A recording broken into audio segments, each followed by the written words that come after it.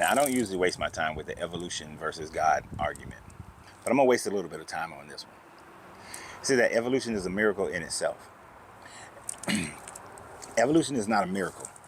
Evolution is a process by which species adapt. And I don't even like using the term evolution because I'm not 100% sold on it. But evolution is a process by which things adapt to the environments to which they find themselves in. That is just natural selection. That has nothing to do with a miracle. A miracle is something that you cannot explain why it happened. You do not know the causation of a thing, so therefore you just make up a reason for it.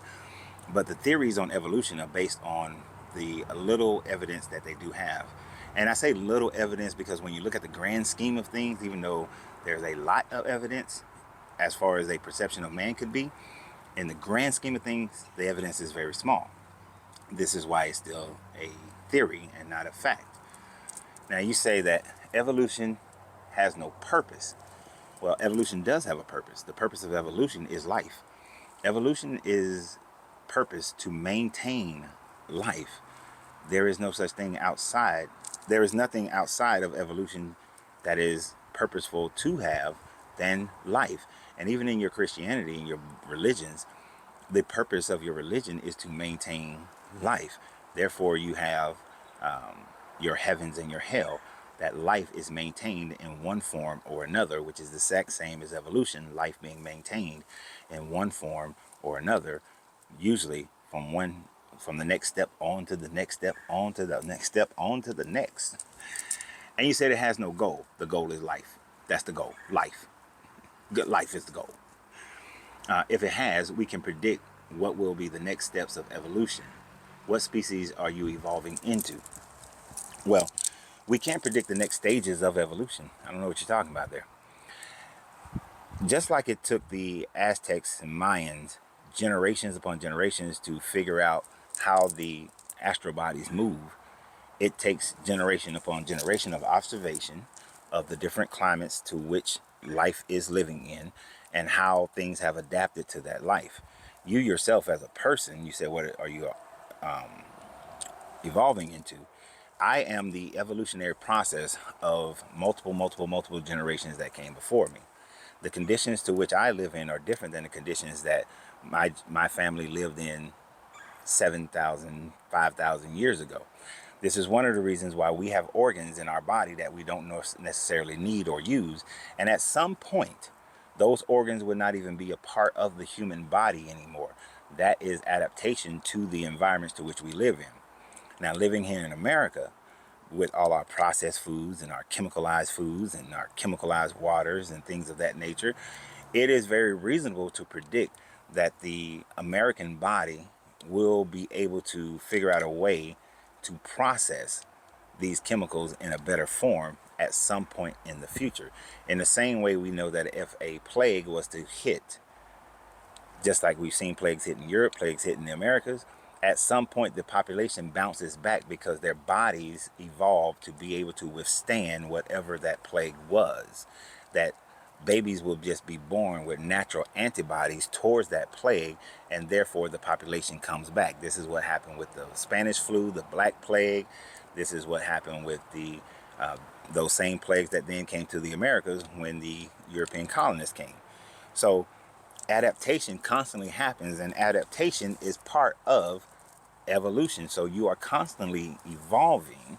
It's just that that adaptation takes an incredibly long time. So you're not going to see it in your lifetime as to what we consistently and continuously adapt to. So ultimately everything and everyone will die off and evolution will cease and there will be no miracles. Let me give you an example. Right now, our air is mostly nitrogen and about 40-50% oxygen. And I might be even too high on the oxygen levels. If some things are slowly changing, and let's say things change in a sense that our atmosphere become more oxygen, then our bodies will continue to adapt to that and we'll still have life. Or our atmosphere becomes more nitrogen, then our bodies will adapt to that and we will still have life. Life will not cease to exist unless a cataclysmic event happen, or in about 3, 4, 5 billion years from now, when Earth is no longer in the habitable zone, then life on Earth wouldn't be able to exist in the state that we call life, simply because the heat is too high, because the sun has grown too big. So then Mars would start to become a more of a habitable planet for our type of life, and therefore Mars will have life on it. So you have to have the combination of certain things in order to have life.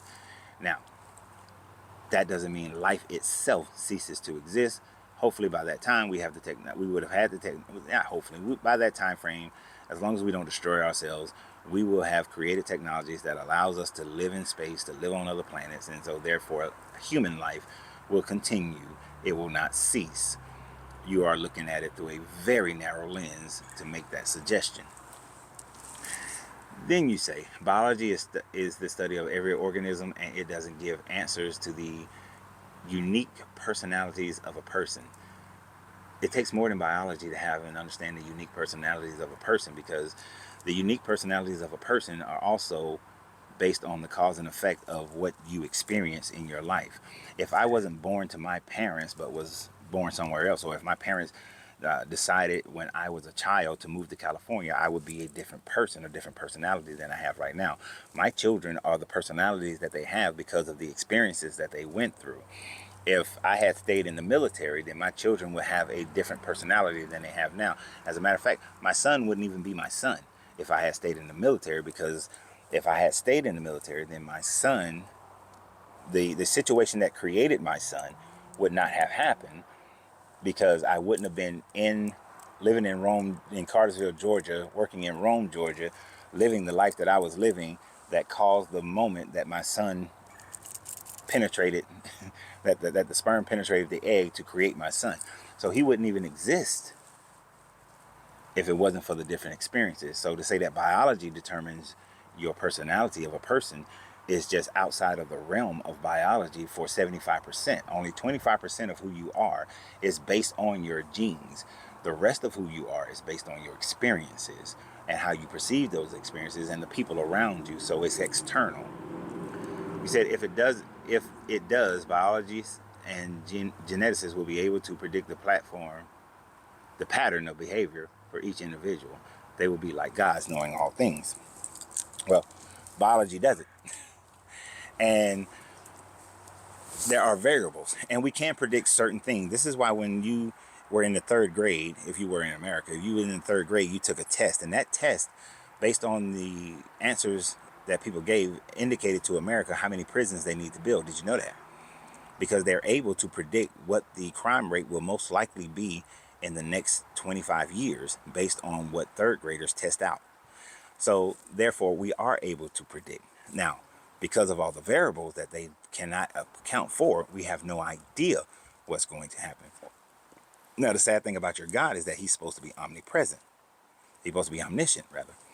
In his omniscience, he already knows what everything is going to be and how every decision is going to be made and what everything is going to happen to every person. So therefore, your God engaged himself in a piss poor plan to save humanity, knowing that that in April 7th of 2024, that the overwhelming majority of people on the planet would not believe in him. He already knew that. So he already knew that out of the almost 8 billion people on this planet, that 2/3 of those people are going to go to his version of hell. This is what your God already knew. So therefore, your God engaged in a piss poor plan, knowing that it was going to fail, that he was not going to receive the return on his investment to which he thought that he was putting forward. So your God is sloppy and is a horrible business person at best.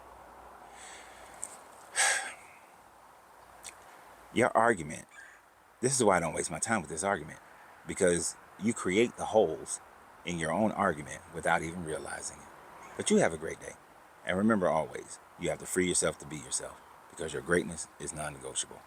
Good journey, good vibrations.